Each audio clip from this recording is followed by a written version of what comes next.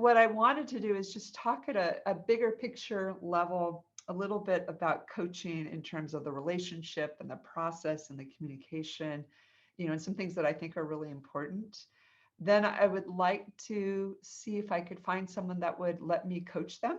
And literally, what it would be about, we would talk about whatever topic you want to explore and what you'd like to learn or take away from that conversation, which is kind of the art of coaching, is letting the client lead with their agenda.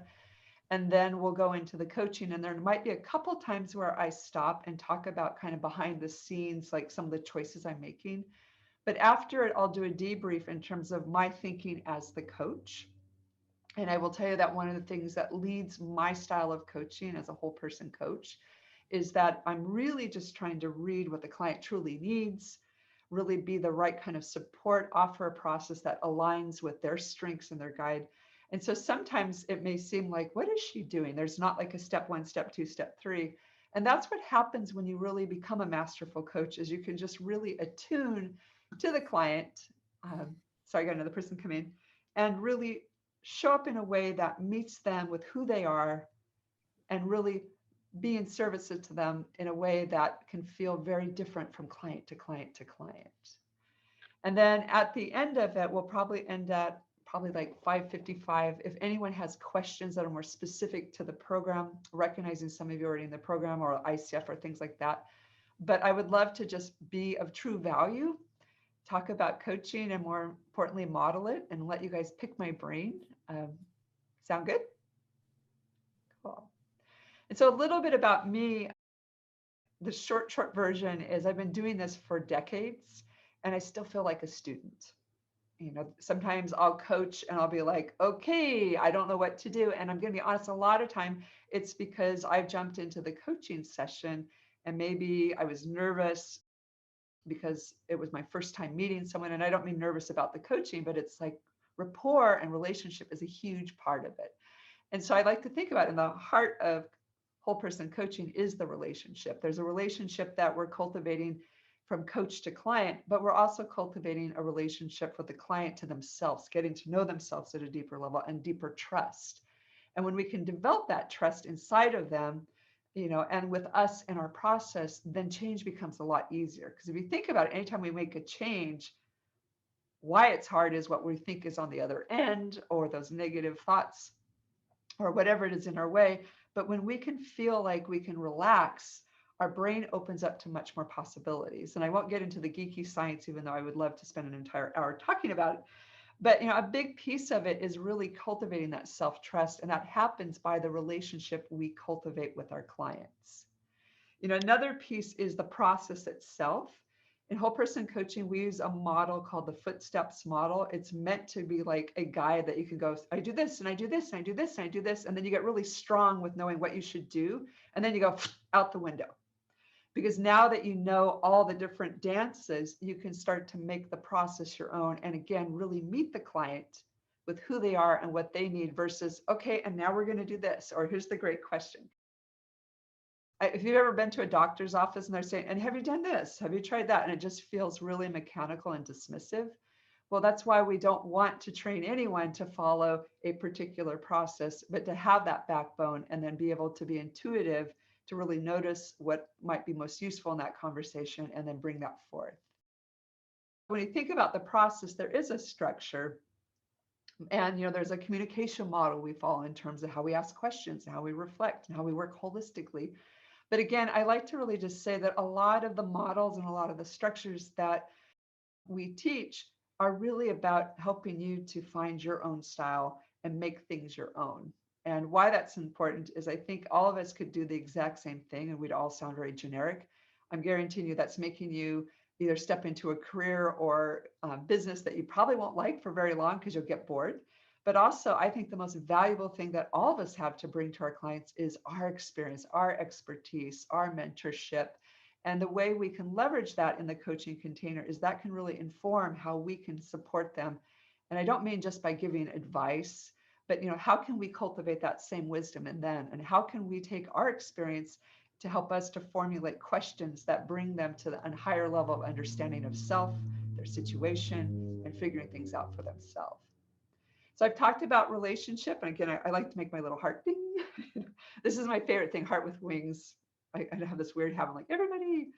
But I think it's really about that. It's like coming from the heart and learning to fly, and being liberated as a whole person is really at the core of the work. The process, again, it's step by step, meant to be pulled apart and reassembled and infused with your wisdom. The part I love many times, though, is, and I have a term I just started using in the last couple of years, it's called the Co-Evolutionary Conversation. And when we talk about the communication, how we ask questions, how we reflect back information, how we give feedback, how we invite a reflective process or a curiosity within our clients, or even some, critical thinking. There's a lot of different ways we can do that with the way we work with someone. But underneath it all, I believe that if we offer what I call a co-evolutionary conversation where we're bringing our best to inspire the client to bring their best, then we're both learning as the coach about ourselves, we're learning about how to help them, and we're also helping the client to do the same. So I think about it as coaching is like we're layering and we're growing in the process. And a great way to think about this, have you ever met someone and the first interactions are kind of awkward or chunky or like, and then as you get to know them better, then you get bolder. Well, taking that to a whole nother level of now, like, what am I learning about myself in this relationship? What things come alive in me when I'm working with this person? Who do I become in this particular situation? One of the things that I found was a huge deficit in our industry was we get taught to focus on changing the other person, but we are the instrument of change, and I'm going to say it because I'm not embarrassed, but when I started as a coach, I was horrible. I just wanted everybody to get it over there. I was a serious achiever, and I was just like, come on, go, go, go. And of course, that personality did not work well for a lot of people. They needed more empathy. They needed more connection. And I was just get it done. And that was a great lesson for me, but it took me probably 7 years to learn that because I was so focused on the process versus my presence. And as soon as I recognized that I was the biggest factor and the most changeable element in the coaching relationship, everything became a lot easier. And to be honest, the dirty secret was I got to be a whole person myself. I got to show up and not just be this, I'm going to make sure everybody's getting value. I'm going to achieve, go, go, go. I got to relax and go, wow, this is really hard, not, necessarily the client situation, but be real with the person. And of course, you might guess when you're real and you feel calm, and I think about it, a clear mind, a calm body, an open heart, and a curious spirit. When you're in that place, then you can be at your best. And it really, truly rubs off on other people, whether they're clients, friends, family, romantic partners, and so on. So I think about it, that co-evolutionary process is so important, and it's something that gets developed over time. The other piece, I got a couple notes. I want to make sure I stay on track. The biggest thing that I think most people don't realize about coaching is that there is no one way to coach. And what I find is when I'm working with one person, I might be really, really serious and calm, maybe more intellectual. When I'm working with someone else, I might be more playful and use a lot more metaphor. And why that happens is because each of us kind of build the chemistry in our coaching relationship. And so it really comes back to having that trust in yourself as the coach, but also cultivating it in your client. So I just want to pause for a moment and just see, is there anything that's coming up that anyone wants to react to or respond to or add into or question? I'll just be quiet. Neil, please. Yeah, I'm just curious whether, obviously when you're coaching, you're really getting into understanding the client and really getting to really get immersed in, who they are and what they want to be and how to help them achieve their goals. Yeah. Do you ever reach a point where I'm sure it must be exhausting and, how do you maintain your own energy levels, own balance, own perspectives, and not lose your own identity as you're trying to get everybody else's identity and trying to help them and shape them and grow them? I'm going to ask you, what makes you think that would happen? It seems like there's going to be a lot of energy and focus and concentration in helping people, because you're really working with human beings, and you're really, something really important and impactful that you're doing with them. Yeah. Does it feel draining, and does it feel like it's exhausting, and do you feel like, I don't have any time to work on my own self? That's such a great question. And, it's interesting because I can speak from a personal level, if that would be okay, but I'm going to offer that I think only you would know how to keep that balance. But my secret is attract the clients you want to work that bring you to life. Hmm. And those of you with a background in like trauma or therapies that work with the more, difficult things in life, might know that feeling of, it's really hard because our nervous system and our heart goes into the work and we take it on, even if we can, do everything we can to cleanse ourselves, to prepare, to ground, but my secret sauce is magnetize the people that you want into your life, into your work, and Yeah, stay true to that's a that good and point. say no to, the clients that you feel like would not be, you couldn't be of service to, and refer them to someone else that might be an ideal fit, you know and part of the job description is your own self-care. Mm-hmm. Yeah. you know and I kind of giggle because I usually don't work Fridays except for when I teach, and everyone that knows, like, don't call her. And they might say, like, and even my team will go, things like that. And so sometimes you have to like draw, I mean, that's just an obvious boundary. And part of that is my partner has Friday and Saturday off, but that's why I did it. But that's one of the cool things as a business owner is you get to make those choices too. But it's like, okay, so that's my day to kind of go, I'm not doing anything. And then Sunday, I do a little bit of slow prep. That might seem so silly on a bigger picture level, but that gift to myself made me much more ready and available to be 100% on for everyone. Okay. Thank you. Yeah, and of course, inside the class, there's a lot of techniques and stuff to kind of, like if you notice you're taking on a lot of energy, what you can do to support yourself. Yeah, beautiful question. Anyone Say else? something to that? Please, Trisha. Oh, and then I froze.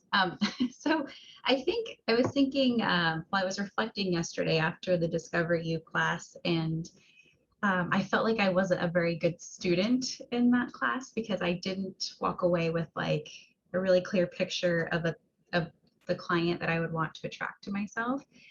And I was ruminating about it actually, and all of my background work is in trauma. So I've worked in domestic violence and child welfare, and I was a director of a parenting hub where we dealt with families that were highly dysregulated, and relationships were really rough. And so like my whole career has been in trauma. And so hearing you yesterday say, we don't really want to take on clients that are in that place of crisis or trauma, that's so much what like I'm used to. And so even when I was being coached about who would be my ideal client, just by default, that's where my brain goes is, well, who needs it most, right? People in trauma. And so I think that's why it was really difficult for me to think of anybody else, because it was, well, it's those that are most in need. And I understand that in coaching, that's not necessarily, those are not the people that are easiest to coach because they are so dysregulated and they need a lot more before they're able to be coached. But it was a total mental block for me yesterday. Yeah. But what happened afterwards was you figured it out. Yeah. I when I was getting ready for work this morning, I was thinking like, well, who would be my person who's like not completely losing themselves at the seams from trauma? What would that person look like? And then it changed a little bit in my brain of what that person would look like, and the demographic changed a bit, but I still haven't landed. I mean, I was so envious yesterday of people who are like, I mean, Christine, I hate to call you out, but you have like such a clear picture of who you want to coach. And I was like, man, so Yeah. jealous of that. But I think it's like I have to take off this this identity of myself of like my gifts are best served for people who are in crisis, because Yeah. maybe that's not true, right? Maybe I have other gifts as well, but that's Well, where my skill set has always been most apparent. Trisha, may I speak to you for a moment? Is that okay? Actually, Christine, I'm going to bring us back. Oh, I'm sorry. Go ahead. Sorry. Okay. Sorry, I'm just I know I honored took that, us. recognize that some of you know each other because you're in the program, and we've also got people. So I want to kind of bring back the conversation to the whole. But Trisha, here is a golden opportunity to get coached. Yeah, I think I need it. It's really uncomfortable for me, to be frank with you, to be on the coached end side, but yeah, I think I need it. Yeah. Would you be open to being my client tonight? Sure. Yeah. And I think I want to say something before we jump in. A couple things. One of the things that I loved hearing you say is after the coaching, you left feeling like you were a bad student because you hadn't figured it out.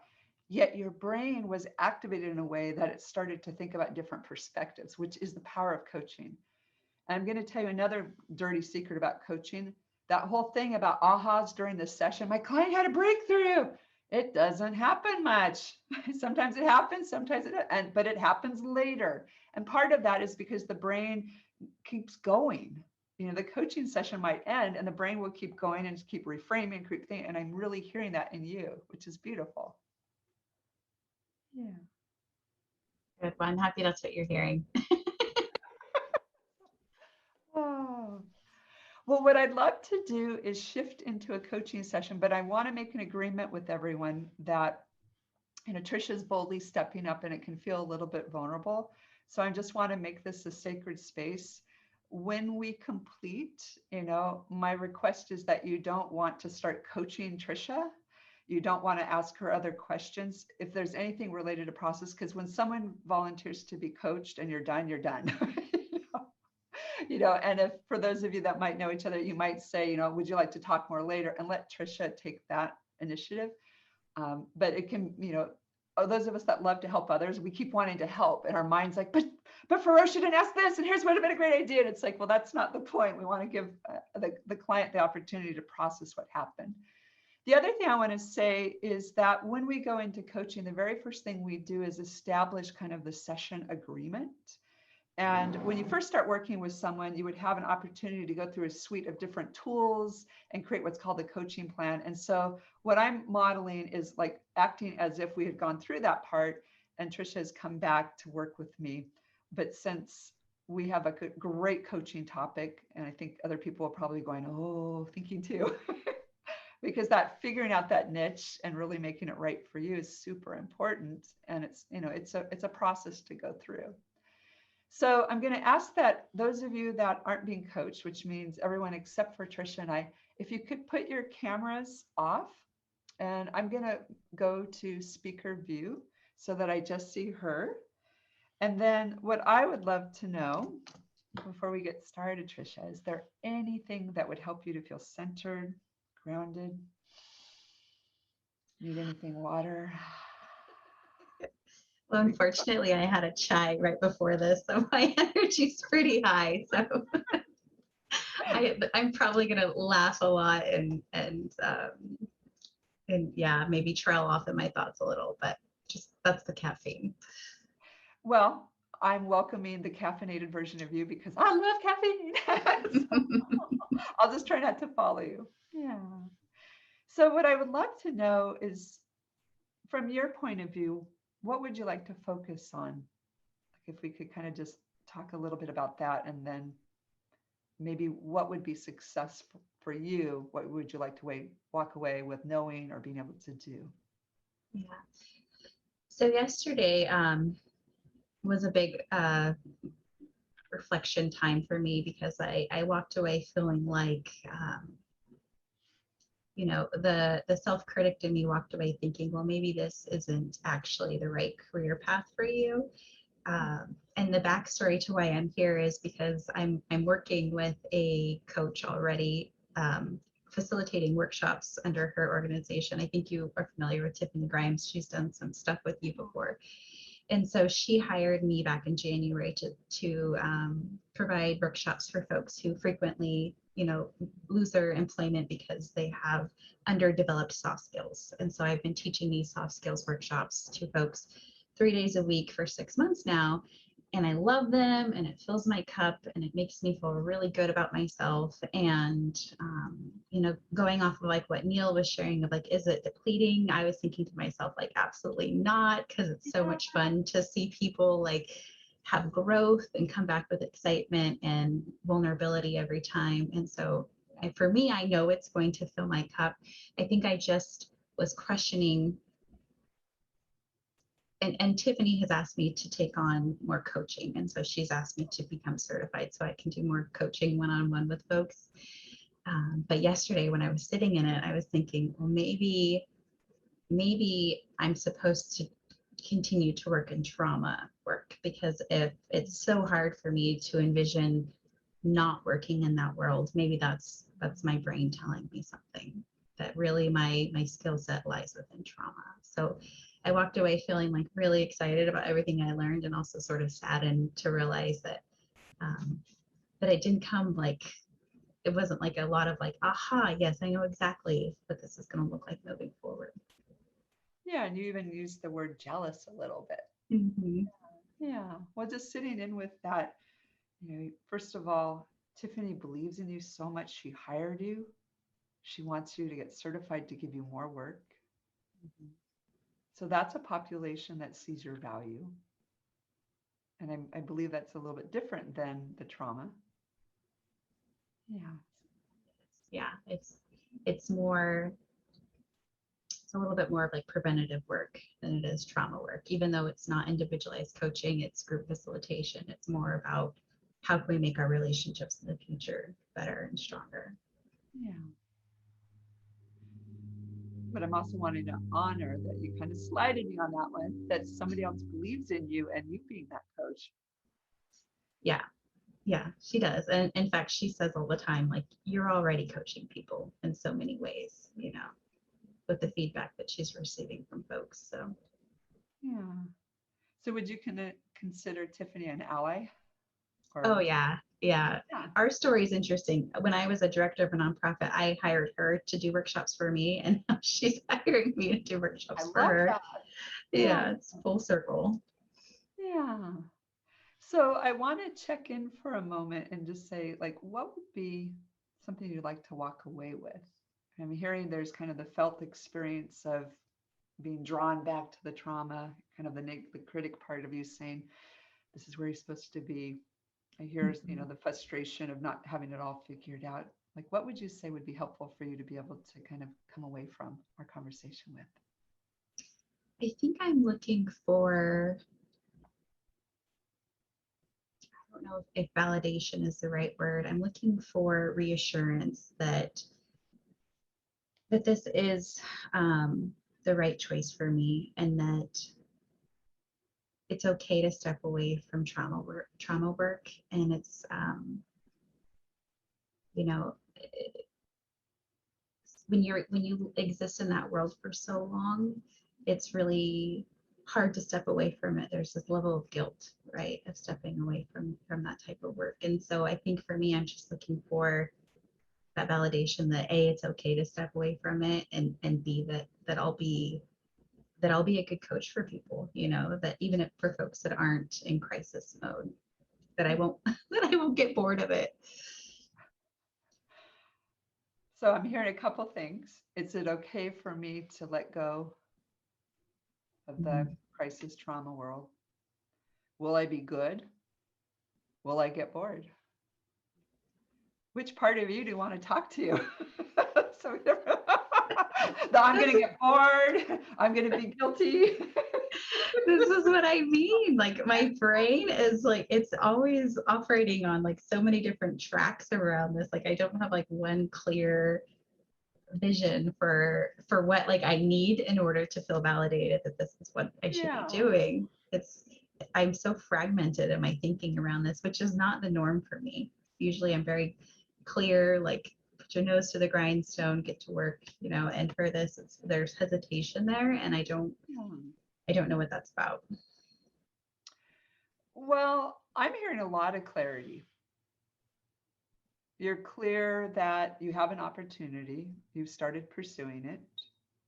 You're clear that, there is some complexity and I would say crisis work. and some challenge and dynamic, and that's what you know really well. And, you're very clear on, feeling maybe guilty about it. You're also really clear around, that inner voice. And I think you hear that inner voice and you recognize where it's saying, are you going to be good enough? Am I going to be bored?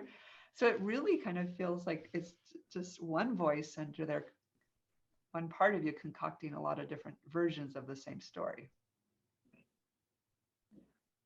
Would it be helpful to kind of give that part of you a name? Possibly.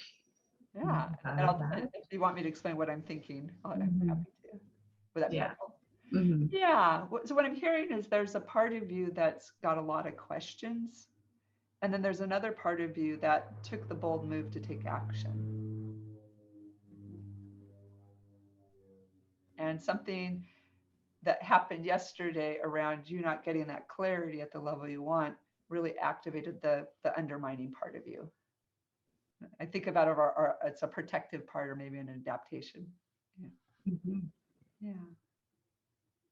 Yeah. Yeah. And I think part of that stems from I'm used to having clarity around things in my life. And it was a struggle for me that things didn't come quickly to me yesterday. Yeah. And so it caused pause in my brain and in my heart a little bit, like, if this was meant to be, wouldn't have yesterday felt easier? That What would mentality. Tiffany have to say about that? Feroshia, you better not tell Tiffany about any of this stuff that we're talking about. I think she would say, I think she would be surprised, honestly, to hear me talking like this. I think she sees me in a very capable, sure of myself light, and that's the only angle she's ever seen me in. And so, yeah, I think she would probably just be surprised. Yeah, but what would she say? She'd say, Trisha, you're crazy. I don't think she'd say that. No, crazy, like I can't believe that. Oh, got it. But like you're skillful, and I wouldn't have asked you to coach, our clients if I didn't believe that this was something that you would be really good at, I think is what she would say to me. Yeah. Mm-hmm. So you've got her assurance and her belief. Yeah. Actually, a whole team. There's about 6 of us, and I'm the only one that's not certified, and they're all just like really excited for me to get my coaching certificate. So 6 people on your team. Yeah. So that protected part of you is pretty powerful, but you've already got 6 people that are telling you something different from the outside. Mm-hmm. So what do you think that part of you needs? It sounded like clarity was a part of it, just to feel that clarity. And what would clarity mean or look like? I think understanding what my niche would be Okay. part of that clarity. And I think understanding, why that niche, like why would I be excited to coach that particular population of people would be clarity for me. And I think also giving myself the grace to say, I'm just not one of those folks that does really well at talking for long periods of time on the surface level. And there's definitely things that I like to dive deeper into, and things that I find really mundane that would be hard for me to live in that. I guess what I'm trying to say is there's certain populations of people that I know I would not probably find fulfillment in coaching. Yeah. I just need to figure out who would I want to coach. Yeah. Well, tell me about, instead of maybe who your ideal client is, who would be your worst nightmare? And I'm hearing surface level topics, and maybe not the person that would be, but the kind of coaching. So we're not labeling a person, but yeah. Yeah. I think just maybe somebody that I would have, no relatable context around. And I know that's probably so rare. We're all humans and we all live the human experience, and there's so much crossover no matter what, demographic or race or socioeconomic status you are. But I think I would really struggle coaching somebody who, and this is where that trauma piece comes in. Like, I think I would struggle coaching somebody who doesn't have a lot of adversity in their life. Yeah. I think that I would struggle with that. Well, what would be, there's adversity in terms of like domestic violence, Mm-hmm. but there's a lot of other things that have very similar effects to the brain and the body and person's self-esteem and confidence. Would it be helpful to explore some other possibilities, to kind of build up like a possible vat of things that could be fun to coach? Sure. And I'm hearing almost more meaningful to coach too. Yeah. Yeah, I think what I shared with one of my folks that I was in a group with yesterday was in my workshops that I'm teaching, I really love working with people who are just in that place in their life where they're desperate for change, right? They're so willing to do the work. They there's not a lot of pushback because they're just so eager to learn and grow. And I love talking with people like that. That fills my cup. So like people who are like in a phase of transition, or people who have had a hard time and they're just ready for things to not feel so hard anymore. And they're looking for support, and they're open, their heart is open and their mind is open. Those are the folks that I really love talking to. I'm hearing people that are really ready to change, and they have a really good reason to change. Yeah. Does that feel Yeah. And I mean, I could be men, women, teens. I don't have a preference with that.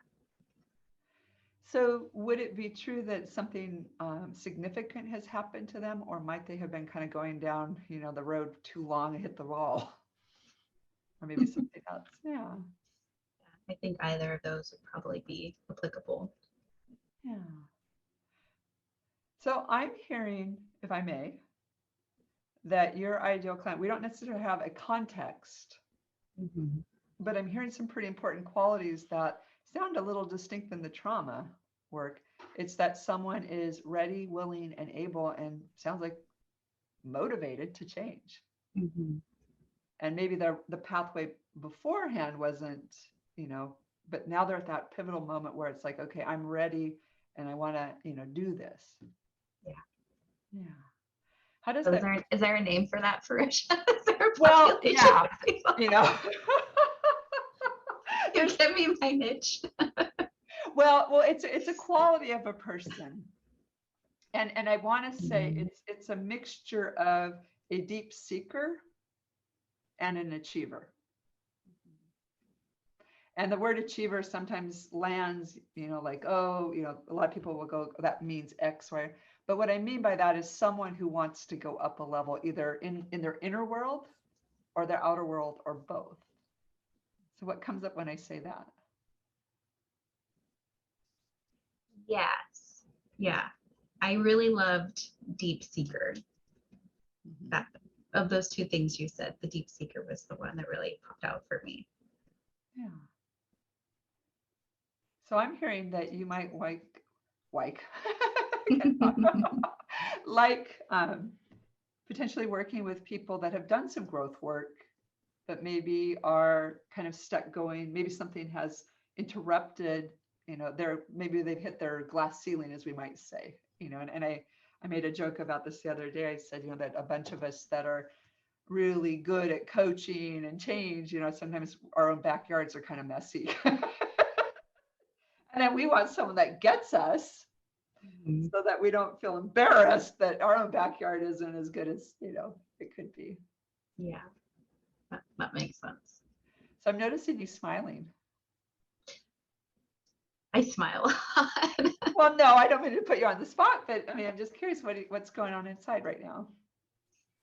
I just like hearing that, I guess I just like hearing that there's sort of a name for what for the type of person that I would want to coach, and that you were able to identify it, that that I didn't constantly offer scattered thoughts where you weren't able to come to a conclusion on anything. Because I mean, honestly, that's how my brain felt yesterday. It was just felt so scattered, and I thought, um, if I can't make sense of this, I'm never going to be able to make sense of it in a way to market it and to get clients if I'm not clear on it. So it's nice. It's just nice to hear that you were able to to drum up the vision of what that person would look like for me.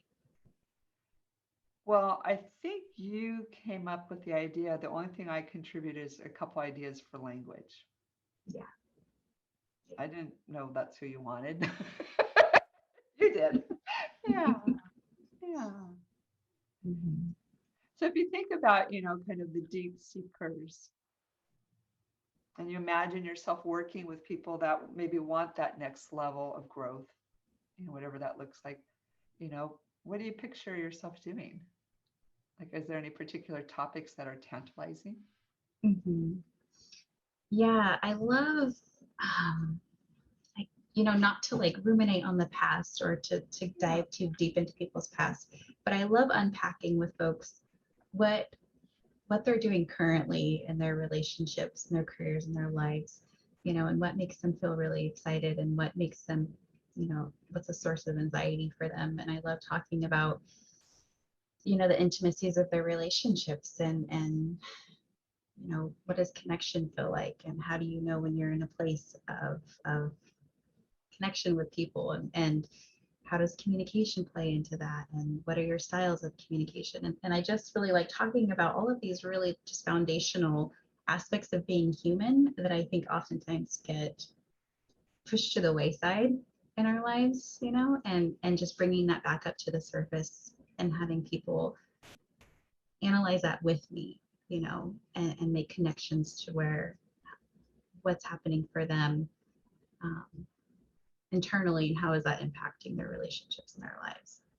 That was a lot of different thoughts, I know, but Well, just off a whim, those are the things that excite me. well, what I'm hearing is working kind of with people's inner world, Mm-hmm. the internal experience and their thinking and all that. And then also some context where maybe around communication, relationships, connection, and Mm-hmm. helping people to kind of connect the dots for themselves of what's happening inside of them as it plays out inside of the rest of their life.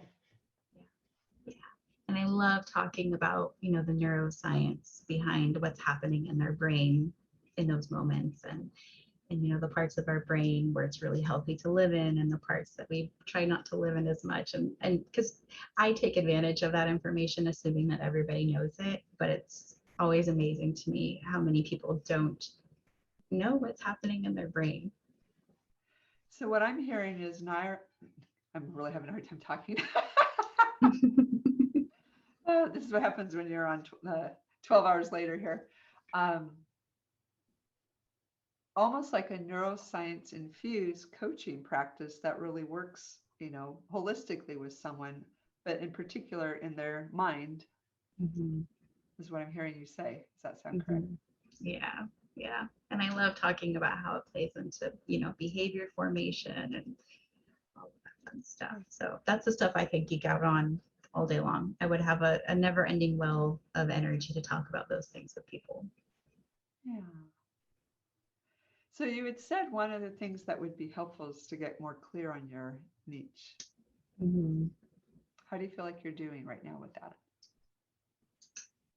I feel good. Yeah, I feel like it's coming together. It's interesting because the organization that I'm working with right now, with through Tiffany, her organization, they're also all of these neuroscience geeks. That's what they love talking about too. And I Yeah. can't help but feel like I attracted that to myself in retrospect, looking back. Yeah. And maybe your clients were going to be attracted to that as well. Mm-hmm. They're going to trust you because they relate to you through the science piece. Yeah. Yeah. So what are you learning right now about your niche, about your process? I'm learning that I think down. I already knew what I wanted to do. And that it's okay that it's not super specific yet, right? Like it's okay that I'm still figuring it out and that there are a lot of things that are connected Yeah. and that I can keep mapping that for myself and figure out, narrow it down enough to where I can come up with a population of people or an ideal client that would be really excited to talk with me about those things. Yeah. Because clearly they're out there. I mean, I work with 6 of them, so They're in your backyard. they are. You're They working. are. Yeah. Yeah, and it's funny because Suzanne, who was on the call yesterday, who also lives in my area, her niche is very similar to the things I'm interested in as well. So maybe it's just a Southern Oregon thing. Yeah. Or maybe it's just a mirror for you to look into. Yeah. So is there anything that you would like to put into motion with our conversation? I just really want to recognize that you said you kind of left yesterday ruminating, maybe what we would want to attend and intend from here. Yeah, yeah. So in my other job, I'm a strategic planner for nonprofits, and so I'm all about mapping. And so I think what's going to be next for me in this process is mapping out the things that you and I talked about and creating sort of a vision of what I want to do, right? Like what's my next steps or my plans for the coaching world that I want to create for myself and who would be interested and what does the ideal client look like, and maybe going back to my impact statement and rewriting it after I think about those things. Yeah. And how will you hold yourself accountable? I hear the motivation, but just checking.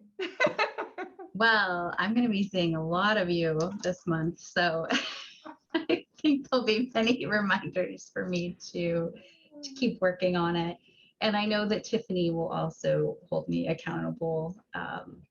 She's chomping at the bit to talk with me more about what's going on. And my contract with her organization renews in August. And so by August, I need to have a clear idea if this is something I want to move forward in or not. So there's a timeline there that's pushing me. Yeah. So what I'm hearing, first of all, is a lot of clarity, a lot of awareness, options. Mm-hmm.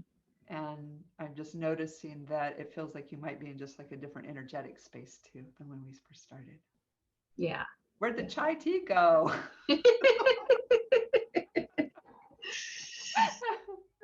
That's the caffeine. That's the thing, is that I get really excited and then my energy. So it's probably not something that's good for I'm me. not experiencing a meltdown. I'm experiencing more of a zen. Oh yeah. Well, I was really nervous to be coached, to be frank with you. Yeah. And how was it? It was good. It was good. It was not as intimidating as I thought it was going to be. Yeah, I really love talking about other people's problems, but talking about my own has never been something that has come easy to me. So it was a good practice for me. Yeah. Well, you deserve the attention too. Yeah. Yes, I keep telling myself that. Yeah. So is there anything else that you feel would be important to say, to share with me before we close? It's just that I'm grateful that I had this moment with you, and that I'm proud of myself for stepping out of my comfort zone and being willing to be coached. Yeah. I didn't think I would do that, honestly. At the beginning of the workshop, I was excited to watch somebody else be coached, but I wasn't even thinking in my brain that it was going to be me. But obviously it needed to happen because this was really good. So thank you. Thank you. And I just want to thank you again for trusting yourself to jump in. And also that there was a couple topics that we had talked about, and I'm modeling how I would end a coaching session here, that might come up in a future session, and just welcoming that some of the things that got brought up that seemed important about the letting go of the trauma, that could be certainly welcome for a future session. And you'll have opportunities for that. Awesome. Thanks, Trisha. Do a high five. Thank you. Thank you. And so I'm going to go back to the full view of our gallery. And I would welcome questions that anyone have about me and my process. If you guys want to turn your cameras on, that would feel great.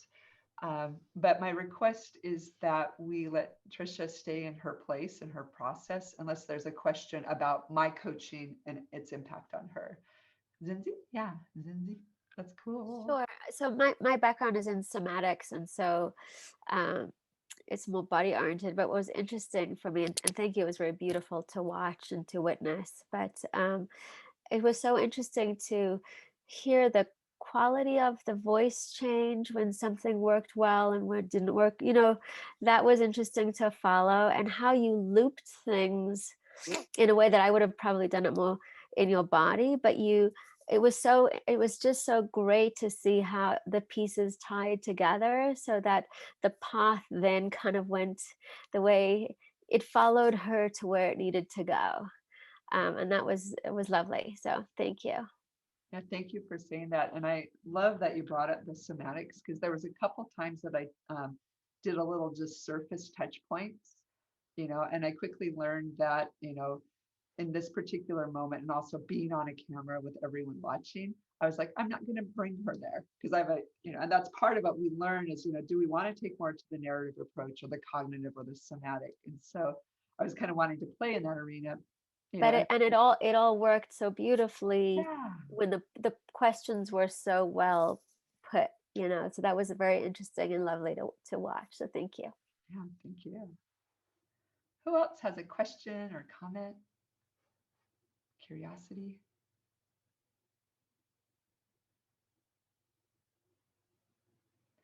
Want to know a little bit about what I was thinking behind the scenes? Yes. So you probably noticed when we first started, the client had shared some information, and I made a comment about, like, there's almost like these different voices around, will I get bored? And then I'd asked her about, could we maybe name that part? And I got this response. And why I want to bring this up, because this is like a technique that I think everyone should know. I saw the look on her face and the reaction. And even though the words were a little bit like, I'm curious about it, the rest of her was saying, I'm not sure. I don't know if you noticed that, Trisha. Yeah. And so I was like, shift, because what I started to hear was that inner dialogue. Another thing that I did was when she brought up Tiffany and started talking about her, I could tell like Tiffany was someone that she really respected, but also really saw. And so I put her in the back pocket as an ally, and I brought her out pretty quickly in a way to kind of maybe invite her perspective to go into her shoes, And it was interesting because there was a little bit of dance between doing that. And then also we learned there's a whole bunch of more people, and I mentioned, I said, you've got 6 to 1. And I made the comment, I said, but there's that voice inside is also pretty powerful in this moment. So some things that I didn't get to address that I probably would have liked to is really working at a more energetic level, because there was a lot of awareness around the frustration, the feelings. And I wanted to take that route, but I would never do that in a public group unless I really had a safe container where everyone was all together in the class and my client was ready. But that would have been another approach, is to kind of work with the somatics of, that feeling of that transition or that feeling of that frustration, and to work with her nervous system, and I liked how she said, I've got the caffeine and the chai, which is like, that will also affect the nervous system so that she can feel more calm. But what I chose to do is just meet her in her world, be with her, and trust that she's got the hand, that's her pathway. And if later we came back to where, she reported another situation where that frustration kind of drained and went to ruminate, then I would say, would you like to work on maybe that ruminating piece? I would dig in deeper, but on the first stance, I didn't think that that would be a very safe or wise thing as a coach to do. Cindy, go ahead. Sorry, can I ask another question? Please, yeah. Okay. Would you ever ask the person as a coach to either go into that tricky part where there's the dialogue that's conflicted, or how would it feel for like the person who's supporting you? How does it feel when when that clarity would you give them the choice of which one would you like to go into, or would you go for the more challenging part as opposed to the feeling better part? I don't know how to explain that well. Yeah, what I think you're saying is, would I facilitate maybe a little bit of inner dialogue between the parts or external reference points? That is something that we do in the advanced training. And yes, I would do that if I had worked with someone a little bit more. I did a little bit of that, trying to kind of find that negative voice. And then my hope was that maybe Tiffany would be a strong enough presence, but we didn't have that in that moment. And that's okay. It's like, it's not failure. It's like, we're going to get there. And she got there amazingly. And I loved, when we got to the point around knowing something tangible would help her to feel differently. And then we just shifted towards the strategy of figuring that out, which is, I always talk about in coaching, we're either working with the client state, the story they're in, or deep, their self, that inner dialogue, that more, or maybe working just with the strategy and action steps. And so we ended up pivoting to the strategy part and got to a place where I think she's going to make some great strides. Although she would be the one to say that, not me. Yeah. And it kind of comes back to what I talked about, is we become the instrument of change. And I don't know if you noticed, I'm so autopilot at this point, or I should say attuned. It's not autopilot. Like my system will ebb and flow with someone's energy, because that's how I often coach, is from an energetic, intuitive space. But did you notice, like, there were times where it got more serious and then it got more bubbly, and our energies were kind of expanding and contracting together in a little bit of dance. And I think that's when we can start to go like, am I really flowing with this person? And a lot of times in coaching, we pay attention to the verbal parts of the communication, where I'm paying a lot of attention to the facial expression, the body posture, the energy, the emotion, which is making my best next guesses in terms of questions or places to invite the conversation be hopefully a little bit more informed. So, yeah. So I want to honor our time schedule, but I've got about 4 minutes. Are there any other questions about the coaching, or I could rewatch Yes, Deep Breath? I have a question. Yes, Abraham. What if she didn't have a Tiffany? I love your question. Everybody has a Tiffany somewhere, whether it's real or imagined.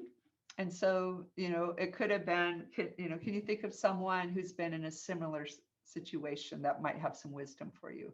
Or is there someone out there that you admire in the world that, you would look up to? And I always hear Oprah, Gandhi, Mother Teresa, our go-to. Sometimes we hear Tony Robbins.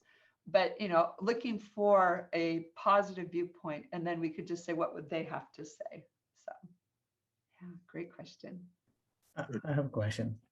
Yes, So, yeah, I remember early in the conversation, you asked Trisha, when she was talking about how, she had all these reasons to doubt whether this is the right thing to do. And, and you said, oh, well, you do have good clarity about the fact that all these things. Is that a good way to, are you just validating what she's feeling? Or because to me, it would land as saying that, okay, you're telling me what I already know is bothering me. So having clarity about that, I don't know how that would land with me.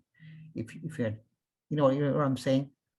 Yeah. Well, one of the things that she repeatedly shared was feeling, I'm going to use my word, she did not use this word, but awkward about having these fragments, and she's all over the place. And she was not all over the place. She was really clear. Oh, I see. That's why I've said it. And so that's, in coaching, we talk about that as we're really seeing the client and honoring, or championing their progress or their process. And she was super clear to me. There was not a point in our conversation where I was lost.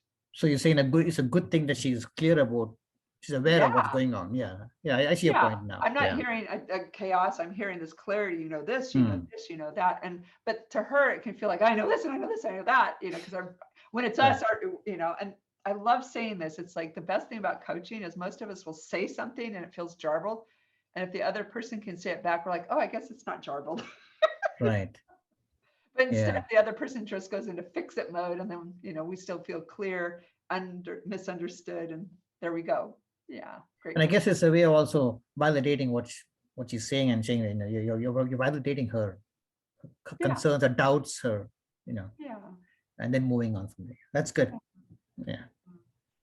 yeah. I'm ensuring there because you know she's smart, she's wise, she's got it all together. She's got too much self-awareness. I'm kidding. You know, and that's part of being really self-aware as you start to attune at really, you know, micro levels, you know, and that's probably something your super seekers are going to look for. You know, how do we back out and relax? So, yeah.